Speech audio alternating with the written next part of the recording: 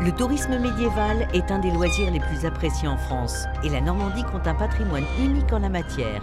Forteresses, châteaux, abbayes, villes fortifiées, mais au-delà des vestiges de l'architecture moyenâgeuse, notre région a aussi été l'épicentre de grands événements de cette période de l'histoire. Ainsi, la ville de Caen est très marquée par le passage de Guillaume le Conquérant et Rouen restera à jamais associé au procès et à l'exécution de Jeanne d'Arc par les Anglais.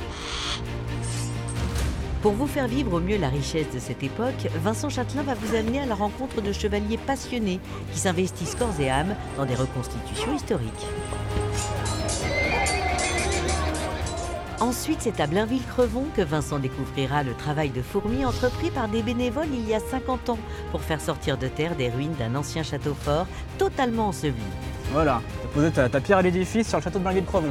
Sans quitter le château, Guillaume, un fauconnier de renom, vous présentera ses oiseaux et fera vivre à Vincent une expérience unique. Ce qu'il aime bien, c'est qu'on le gratte derrière la tête comme ça. Enfin, nous visiterons l'abbaye de Jumièges à l'aide d'une application 3D révolutionnaire qui a reçu plusieurs distinctions internationales. Cette semaine, dans Histoire de se balader, le Moyen-Âge est à l'honneur.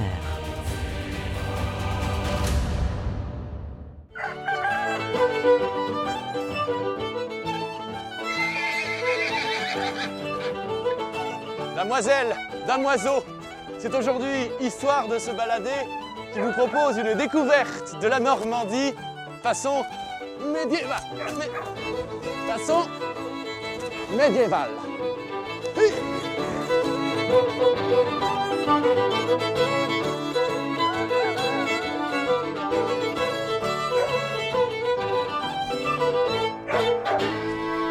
Hola, gentil messire. Oh. Ça va Eric? Fort bien. Dis-moi, au Moyen-Âge, on se dit bonjour comme ça, en se serrant la main? Alors, on se sert comme ceci. Ah, comme ceci. On se tape sur l'épaule pour s'assurer qu'il n'y a pas d'armes cachées. Ah, voilà. C'est stratégique quoi. Stratégique, déjà. en effet.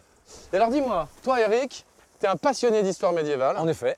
Et tu as reconstitué derrière toi un campement du Moyen-Âge Voilà. et qui est censé représenter quelle situation? Alors, fin 12e, parce que le Moyen-Âge s'étend de 476 après la chute de l'Empire romain jusqu'à 1492. Donc, c'est une période pas loin de 1000 ans. Énorme. Et donc, le Moyen-Âge, c'est tellement vaste. Nous, on s'accorde à dire qu'on est une troupe donc, du fin 12e siècle. Donc on est avant la guerre de 100 ans. Voilà, tout à fait, où les accords, on va dire franco-normands, pas franco-anglais, franco-normands sont cordiaux. Qu'est-ce qui t'a toujours fasciné dans cette époque du Alors, Moyen-Âge? depuis tout petit, ce qui Ça me... Ah, bien sûr, l'art de se battre, l'art de combattre, mais l'idéal chevaleresque. Là, tu es habillé comme un chevalier du Moyen-Âge. Alors l'équipement, il est constitué de quoi exactement? Alors, toi, tu en es la preuve vivante. Tu as donc ce qu'on appelle un vêtement gambisonné qui va te permettre d'absorber les coups. Ok. D'accord. Dessus, tu mets un haubert.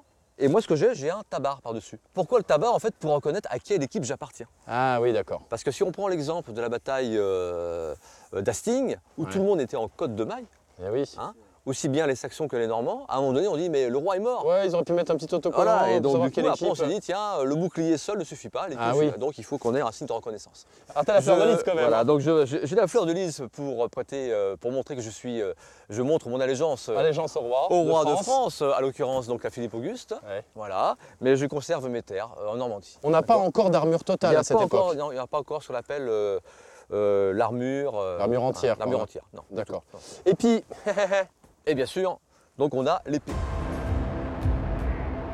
En fait, dans l'épée, tout est dangereux. On a ce qu'on appelle forcément la lame, avec le fort, le moyen et le faible. Et on a aussi le quillon. ah, ok. Le quillon est extrêmement dangereux, puisque Ah, dans là, l'autre je sens. peux prendre et arracher la mais là corde tu de te maille. tranches les mains là. On a des gants. Ouais. Ah, On oui, a oui. des gants en maille qui permettent, nous, de ne pas nous couper. Ah d'accord. Voilà. ok. Et Et donc ça là, sert de hache, pas comme et une ça peut hache. servir mais- de hache. Donc là, je peux carrément percer le crâne. Nous allons faire un test tout de suite. Perçage Nous allons de essayer. crâne. Allez, c'est Très bien. parti. Allez, on remet les gants. Et tu pourrais m'apprendre un peu comment on Eh ben tac oui, quelques coups. tac tac boum boum. Absolument. Revers, Lifté. un couronné, D'accord. une attaque au pal pour trancher l'artère fémorale, de même dans l'autre sens, et ensuite attaque au chef pour fendre en deux verticales.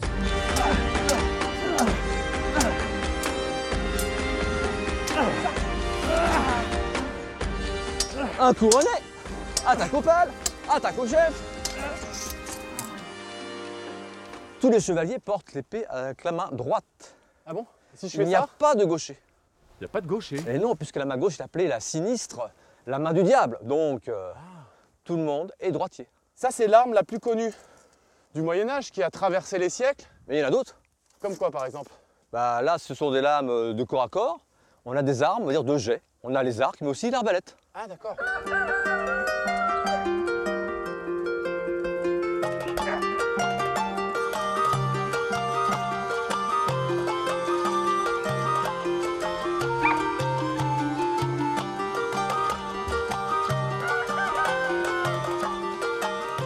Donc, alors, comment ça marche?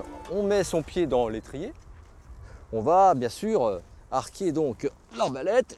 Et donc là, il suffit de mettre non pas la flèche, mais le carreau. D'où l'expression se tenir à carreau. Se tenir à bonne distance Ah, pour c'est ne là pas que ça être vient. tué par le carreau. Ah. Donc, j'insère mon carreau.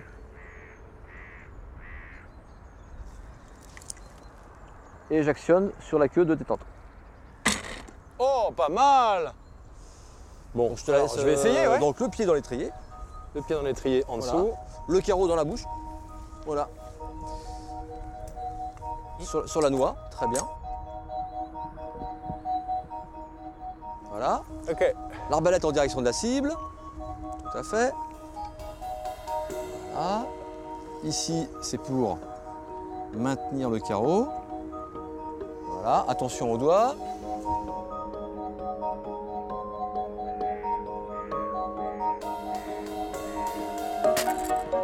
Parfait. Oh, ça part vite quand même.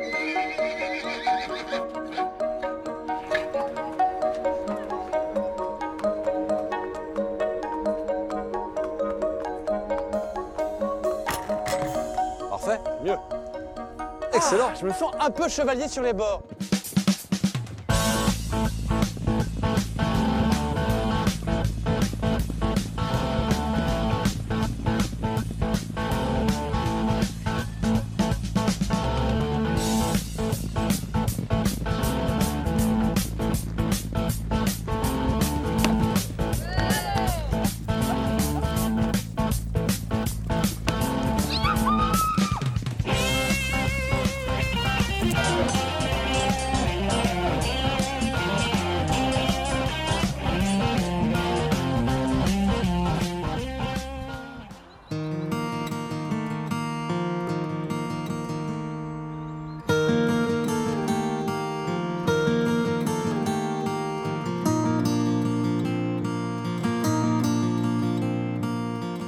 Bonjour Vincent, Bonjour Yves, ça va?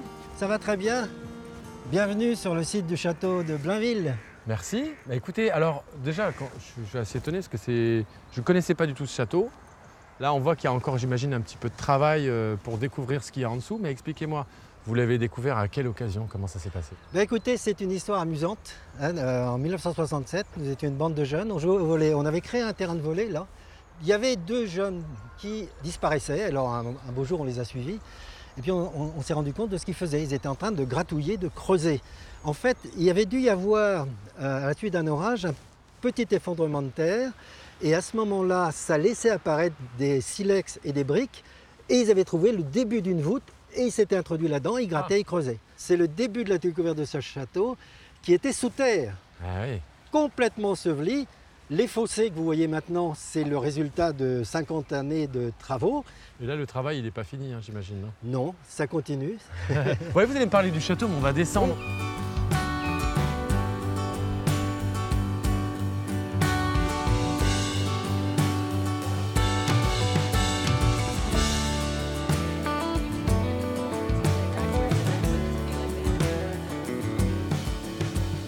C'est quand on est au fond là, du fossé, c'est impressionnant. Mais en fait, ça, c'était le fossé original qui existait ici? Exactement, parce qu'à l'origine, les fossés se terminaient en V très aigu pour compliquer la tâche des assaillants. Eh oui. Alors imaginez un peu le Qui travail. glissait alors? Imaginez le travail de quelqu'un qui veut attaquer le château. Je veux t'attaquer, mais je n'y arriverai pas. L'origine de ce château, est-ce qu'on connaît exactement la date de sa création, de la première pierre qui a été posée? Alors écoutez, dans les fouilles, on a retrouvé une monnaie qui date du Capet, D'accord. c'est-à-dire il y a plus de 1000 ans. Ouais. Hein. Après, on passe à une année qui est 1172. Geoffroy de Maucanchy avait une domus. Ça se faisait beaucoup à cette époque-là. On faisait des châteaux un peu comme, vous voyez, c'est le camp de petits bonhommes dans Astérix. Ouais. Des palissades en bois, une tour au Eh centre. oui, une d'accord. tour au centre, c'était comme ça. Ça a commencé comme ça. Eh oui. Hein. On n'a pas attaqué avec des châteaux en pierre. Mais là, en fait, là, donc, ce reste de pierre, ces tours qu'on voit ici, là, elles datent de quelle époque, celle-là? Alors là, nous sommes au XVe siècle, Ah oui, beaucoup plus tard. beaucoup plus tard. Et pourquoi vous avez ces grosses tours rondes qui font 4,50 m d'épaisseur? C'est parce qu'à cette époque-là, l'artillerie avait fait d'énormes progrès. Donc il faut renforcer les murs de façon à résister aux boulets. Et alors là, je vois que le travail continue après 50 ans déjà Et oui, de restauration Eh du oui. château. et oui. Alors ce que je vais faire, c'est que je vais vous laisser, je vous remercie pour ces informations. Je vais aller voir comment ils travaillent, vos Eh gars. ben oui. Ok? Et ça va les encourager. Ben, j'espère. Allez. Allez, à bientôt, À merci. bientôt.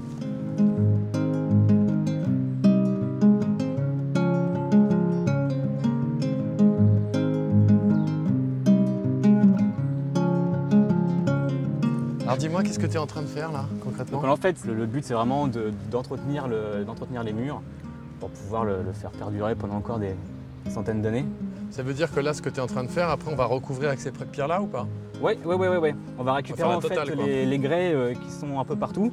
On les récupère et on les remaçonne en fait petit à petit. Donc on utilise vraiment que les pierres du château. Bon, bah, il y a le travail, tu veux que je te file un coup de main? Bah écoute, si tu veux. Alors, je suis le spécialiste de la truelle.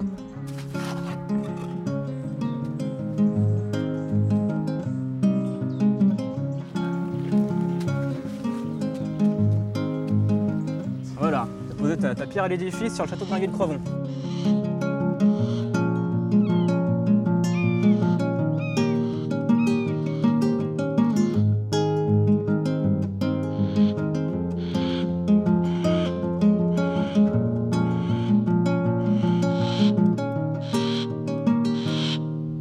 Oula, ça va, je me méfie. Je dois me méfier ou pas? Non, là, ça va encore. Là, c'est bien. Alors, fauconnier, on parle du Moyen-Âge dans cette émission. Ouais. La fauconnerie, ça remonte à quand? L'âge de bronze. Ah oui, l'âge de bronze. L'âge de bronze. Et alors, il y a aussi longtemps, on arrivait déjà à maîtriser les faucons, les rapaces. Ouais. Pourquoi? Quel était l'objectif à l'époque? Bah, l'objectif, forcément, c'était pour la chasse, Ouais. puisqu'il n'y avait pas de poudre noire, etc.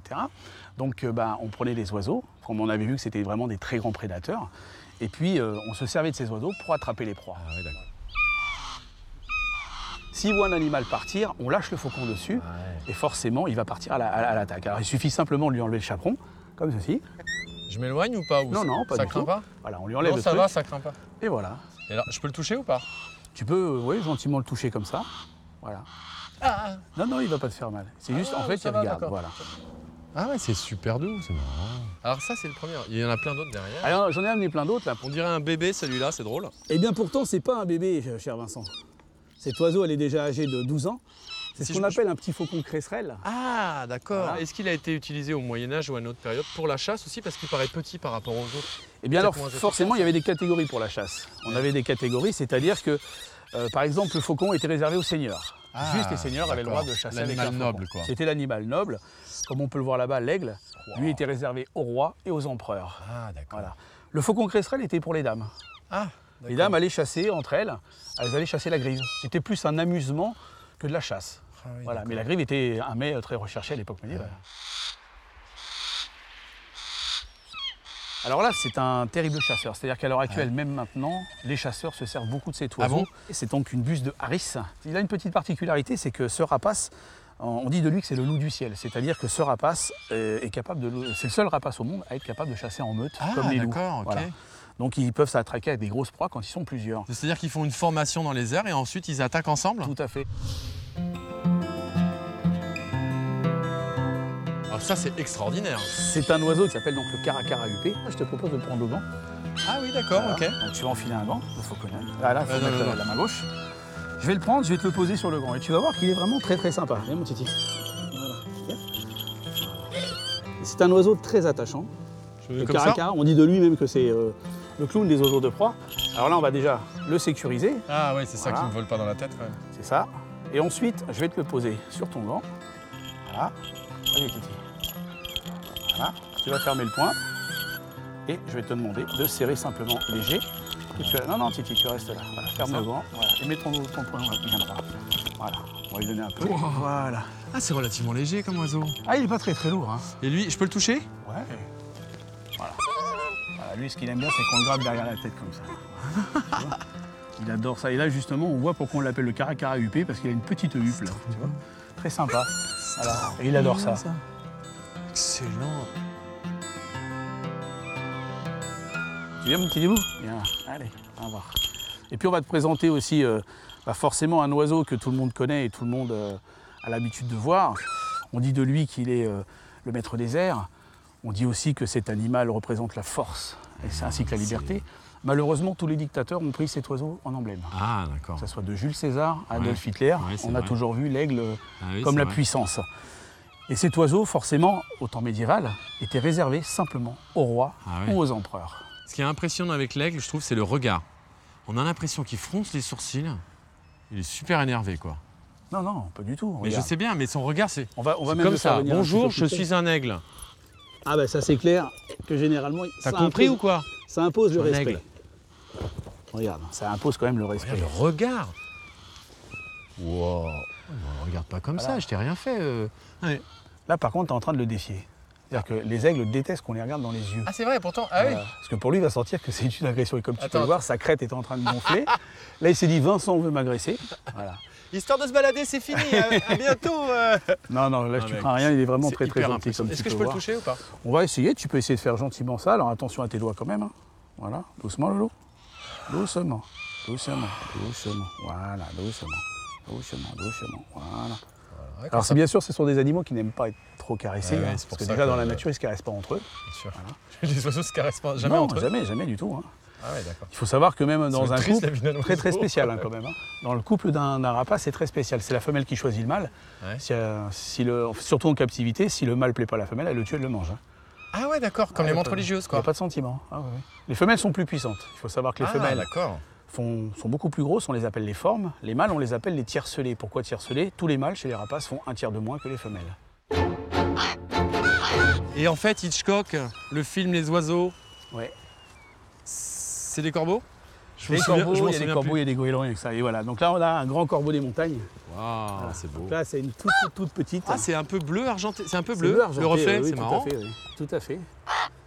Là, ce qu'on voit généralement dans les champs, c'est surtout des corneilles ou des freux. Ouais. Voilà.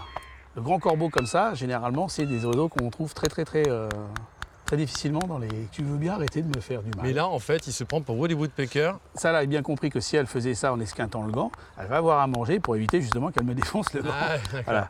Tu veux bien arrêter? Dis, oh. Comment elle s'appelle? Elle s'appelle Nala.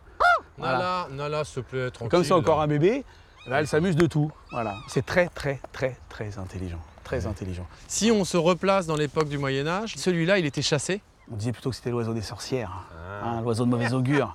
Voilà. Ah, oui. Volume sonore. C'est un truc de dingue.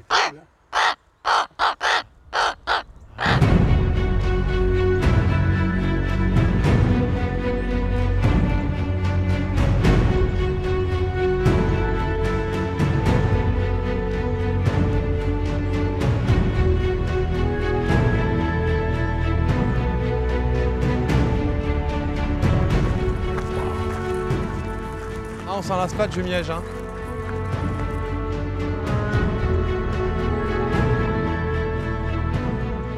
À Jumièges, on a développé une application qui permet de revenir dans le passé en fait et de se mettre à la place de ceux, peut-être de ceux qui vivaient là, qui travaillaient là. Alors oui, ça s'appelle Jumièges 3D. D'accord. C'est une application qui se développe à la fois sur des tablettes ou sur smartphone. Okay. Et le but du jeu, c'est de proposer des reconstitutions en 3 dimensions de certains bâtiments de l'abbaye et à différentes époques. D'accord. C'est aussi l'intérêt de ce genre d'application. En sachant pour nos téléspectateurs justement la construction de Jumièges, enfin ça s'est passé à quelle époque? Alors la construction, elle s'étale sur plus de 1000 ans. Ouais, ici. c'est ça. Là, c'est une des plus anciennes abbayes de Normandie. On est fondé au 7e siècle ici. Et donc au fur et à mesure, les moines ont réaménagé les bâtiments, reconstruit. Donc on va pouvoir remonter le fil de l'histoire en fait. Alors c'est exactement ça, c'est le but de ce genre d'application, c'est de proposer effectivement aux spectateurs de remplacer le travail d'imagination par une image qui est concrète. Oui, parce que par exemple ici on voit qu'on a des restes, des ruines. C'est difficile de se dire ce qu'il peut y avoir au-dessus, sauf si on est un spécialiste de l'architecture médiévale, ce qui n'est pas mon cas. Alors oui, c'est vrai que cette partie-là de l'église, elle demande un petit peu d'imagination, mais avec la tablette, vous allez voir, c'est très facile. Parce qu'il suffit de se mettre sur le repère, de viser au bon endroit, Et ensuite, vous allez voir la reconstitution en 3D s'imprimer sur la vue actuelle. Et en fait, si je vous montre ça, là, vous avez le chœur gothique qui est reconstruit, en quelque sorte. Ah là là, incroyable. Ah, donc là, c'est ce qu'on voit là? Alors oui, là, vous voyez bien la forme du chœur, les C'est colonnes génial. qu'on voit juste là. Vous voyez que les vitraux dans le fond, c'est juste la petite chapelle qu'on voit Ah oui, juste oui, oui, là-bas. d'accord. Et là encore, on n'a qu'un étage en fait. Ah oui, Il oui, manque d'accord. encore un deuxième étage au-dessus. C'est pareil, hein, si je peux vous montrer les voûtes. On ne s'imagine Ah pas ouais. aujourd'hui les voûtes en pierre. Et ce qui est encore plus impressionnant, c'est de voir la tour au-dessus de nous. Là, normalement, on est sous une grande tour. Elle est là ou elle est là? Alors, elle est juste là, voilà. à l'aplomb de... En fait, si je montre ça, là, vous allez voir la tour, c'est ce mur-là. Ah oui, d'accord. Et aujourd'hui, il nous reste ça. Donc en fait, c'était un plafond de bois alors tout ça? Alors ça, c'est typique du style roman normand. Ah, On ouais. pourrait s'attendre à voir des voûtes en Oui, pierre c'est sur ça. ce genre de très grande, Ouais. très haute église. Alors qu'en Normandie, en général, on avait des églises qui étaient voûtées en bois de cette façon-là. Un plafond plat qui cachait la charpente. Il y a eu un incendie ici? Alors jamais. Ici, c'est une église qui va rester debout pendant presque 1000 ans. Elle va bientôt fêter 6000 ans, d'ailleurs, ouais. cette église. Pour 1000 ans, elle est pas trop ridée quand même. Hein. Alors oui, c'est du costaud, hein, c'est du normand, hein, c'est pour ça. Mais effectivement, effectivement, c'est une église qui est de la même époque que Guillaume le Conquérant. Donc c'est Ah oui, d'accord. c'est un personnage qui a un bon point de repère pour cette Oui. abbaye-là en particulier, puisque l'église est terminée l'année où il part à la conquête de l'Angleterre. Mais en fait, moi, le toit ouvrant, je trouve ça pas mal non plus. Hein. Ah, ça donne son charme, hein. C'est aussi C'est- c'est le romantisme d'Irvine. Voilà, c'est ça. On a un concentré de l'histoire de la Normandie sur ce site Alors, précisément. ouais, en fait. en fait, ça correspond surtout à une période où l'abbaye est très prospère. Quand les monastères sont riches, on construit, on agrandit C'est les ça. bâtiments, on fait qu'embellir en fait. Voilà. Pour réussir à faire ça, j'imagine qu'il a fallu retrouver pas mal de preuves, d'informations concernant l'abbaye. Parce Alors- que comme on est sûr que ce qu'on représente sur cette tablette avec donc ce logiciel 3D, c'est exactement ce qu'il y avait à l'époque. Alors, pour faire Jumièges 3D, il y a eu un conseil scientifique. Donc, c'est-à-dire qu'on a des archéologues, des historiens qui ont travaillé sur les reconstitutions en 3D, qui ont proposé des hypothèses archéologiques, mais qui s'appuient aussi beaucoup sur des documents. Oui. On a eu la chance d'avoir des plans ici du XVIIe siècle, d'accord. d'avoir aussi les romantiques qui ont beaucoup dessiné les ruines à une époque où il en restait un petit peu plus qu'aujourd'hui. D'accord. Et grâce à ça, et aussi aux modélisations en fait, qu'on fait en 3D, ça a été relativement aisé de reconstituer l'église en fait, ici. Ça, c'est fonctionnel déjà, les gens peuvent s'en servir en ce moment ou pas? Ah oui, tout à fait. D'accord. Alors c'est une application, donc chacun peut l'avoir sur son smartphone. C'est une application qui est gratuite. Il suffit de la télécharger sur le store de son appareil. On va le voir en vrai quand même? Ouais, Allez, allons-y. on en profite.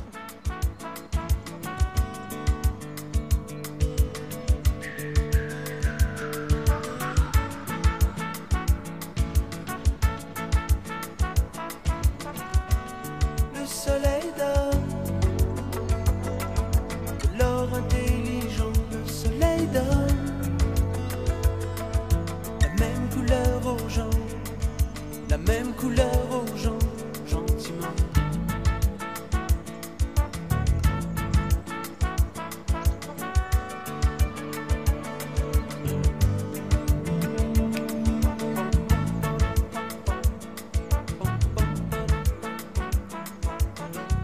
Vincent, je t'ai réservé une dernière surprise. Voici Aline. Bonjour Aline. Bonjour Vincent. On se dit bonjour comme ça, Moyen-Âge? Oui, c'est mieux comme ça. C'est mieux comme ça? Bon, bah, très bien. Eh bien, amusez-vous bien. Aline, vous êtes habillée en quoi en fait? En dame importante de l'époque, je pense 12e siècle. 12e siècle. Oui. Du coup, ce que vous avez, est-ce qu'on a les mêmes matières utilisées qu'à l'époque ou pas? Il Dans faut, ce que vous il faut- portez. il faut essayer d'être le plus fidèle possible et notamment d'employer les matières qu'on pouvait utiliser à l'époque. Notamment le lin, Oui. le chanvre, la soie. Ah oui. La soie qui était une matière précieuse qui venait d'Orient. La laine, Ah la oui. laine, puisque nous sommes un pays où en fait, on a la matière première tout de suite. Et les couleurs qui étaient restées souvent naturelles. Pourquoi vous êtes passionné par ces costumes de l'époque? Écoutez, vivant dans un endroit comme celui-ci, je me suis sentie un peu imprégnée par les lieux. Et alors là, je voyais que vous étiez en train de travailler Oui. juste avant que j'arrive. Voilà, Vous faites en quoi? fait, j'essaie de faire les bordures parce que je préfère faire les costumes d'hommes en fait. Donc vous êtes en train de me préparer ma prochaine tunique. Peut-être, ouais, peut-être. Donc plutôt viking. Oui. Et ça y est, vous êtes déjà dans le C'est dans le dans personnage. déjà. voilà. Je vous remercie. Merci. Au revoir. Au revoir, chante dame. À bientôt. À bientôt.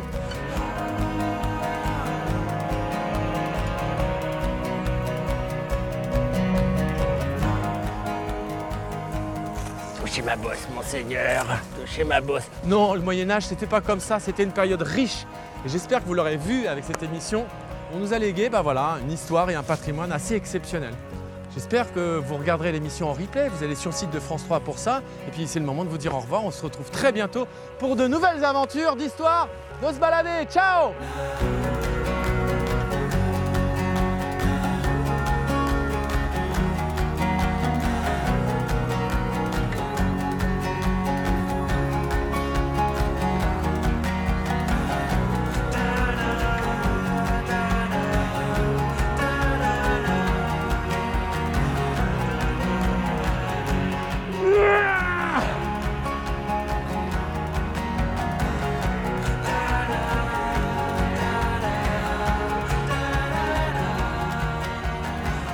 Mesdames, Mesdemoiselles, Messieurs, devant vos yeux ébahis, le chevalier magicien. Presque.